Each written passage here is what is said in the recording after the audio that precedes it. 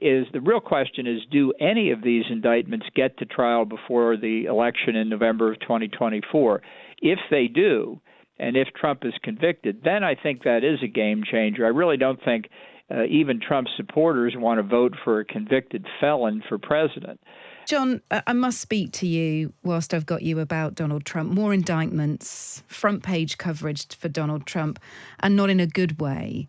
At what point does Donald Trump become negative equity for the Republican Party? Well, I think he's been negative for a long time. I'd like to find some way to make sure he doesn't get the nomination for president next year. But I don't think successive indictments are going to have much of an effect, unfortunately. It may have an effect on his opponents, making them even feel more strongly why he needs to be defeated. But I think the key question on all these legal matters that are boiling along here is whether any of the indictments, two so far, one everybody thinks is coming soon, and a fourth in Georgia may come next month, is the real question is, do any of these indictments get to trial before the election in November of 2024? If they do, and if Trump is convicted, then I think that is a game changer. I really don't think even Trump's supporters want to vote for a convicted felon for president. But until and unless we actually get one of these indictments to trial, I think, like so many other aspects of Donald Trump's political career, people become inured to behavior that just a short time ago would have been considered completely out of the question, completely unacceptable. Today, people shrug and say, well, he got indicted again. What we need is a conviction after trial.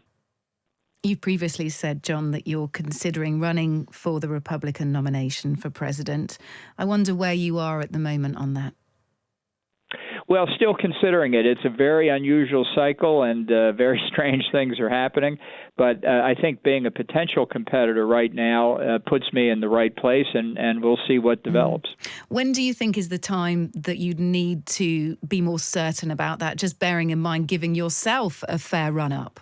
No, it's a legitimate question. I think obviously it has to come before the end of the year. I'm surprised that the moment hasn't actually come when everybody who's going to get in needs to get in, but there's several others who are still looking at the possibility. I think on the Democratic side, for what it's worth, I'm still not convinced Biden ultimately will run for nomination, so there still could be a lot of activity on that side there.